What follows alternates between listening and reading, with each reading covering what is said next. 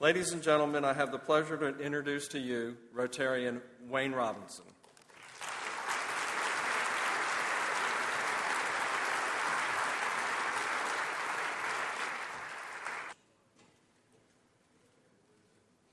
And now a message from Rotary District 7020, District Governor Harold Alberga.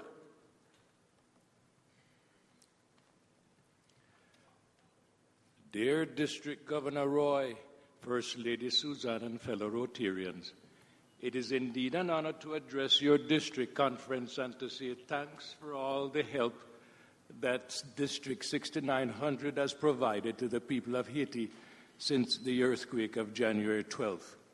Your many gifts of ShelterBox kits as part of your initial response and the volunteers who work closely with Haitian Rotarians to distribute the kits was outstanding.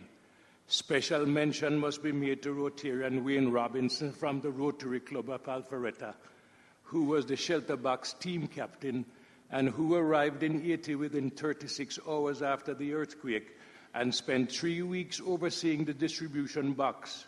You all must be extremely proud of his efforts, as we are in District 7020. Now that the initial efforts have been achieved during the past 3 months, the consolidation and rebuilding phase is now in progress. I visited Port-au-Prince on Wednesday and Thursday after the 7th and the 8th, and while there is still much to be done in Haiti, there are signs that the Haitians are trying to come to grips with the destruction and the loss of lives. Thanks to your efforts and the many other Rotarians throughout the world who live by our motto, sin service above self. I understand that President Dr. Yolanda Melamed of the Rotary Club of Atlanta Peachtree is now in Haiti to begin a 6-month stay working with doctors of the world and will be establishing a clinic for women in Port-au-Prince. I have already made arrangement for my assistant governor in Port-au-Prince, Dr. Emmanuel Ted Lazari, to meet with her and ensure that she has an opportunity to meet and fellowship with all the many Rotarians as possible while it's there. There are 17 Rotary clubs in Haiti, soon to be 19, as 2 provisional clubs are with Rotary International to be chartered, 5 of which are in Port-au-Prince. By June 30, we should have approximately 400 Haitians and Rotarians.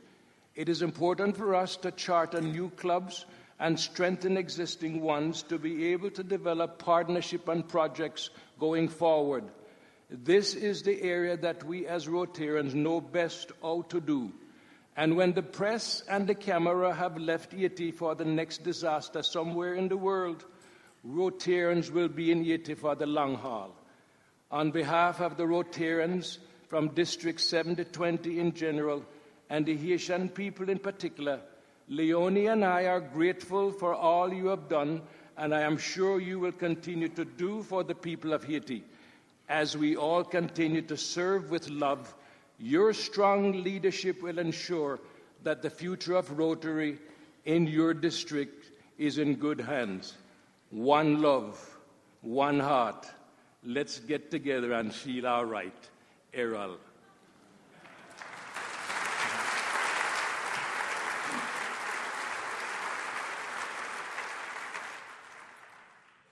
Wow. What an honor it is to speak to my fellow Rotarian at District 6900 tonight, sharing the stage with the likes of Johnny Isaacson, Roy Strickland, and the voice that no one can mistake, Roy Plummer, who just read that letter. Here, I was very nervous coming up here to do that, and here I thought I was going to get introduced by a Puerto Rican in the back, Hector, you know? And now I get Roy, so it got me a little tensed up, but I'm glad to be here tonight. And I just want to tell you a little bit about how ShelterBox works.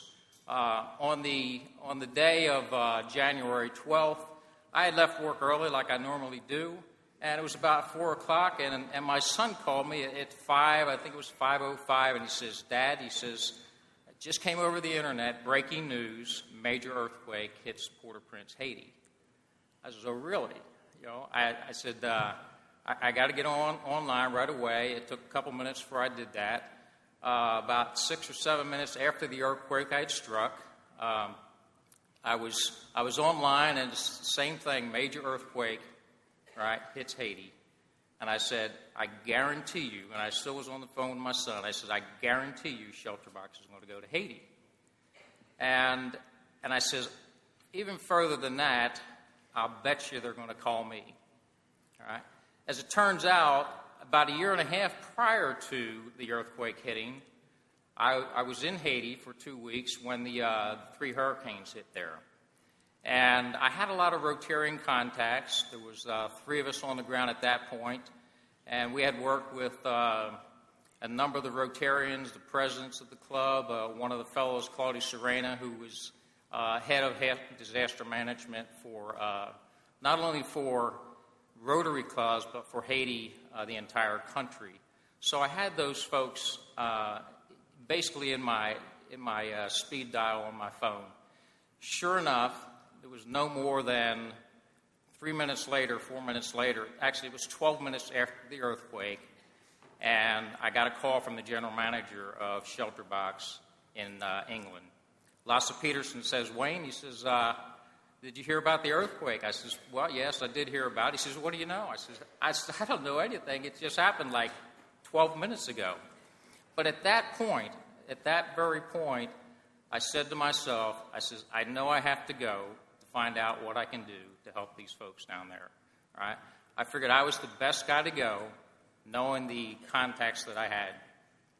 So right at that moment, from 12 minutes after I made that commitment to go, and for the next 26 days or so, even though I was there for 3 weeks, it was like 24/7 interacting with the earthquake and the Haitian folks.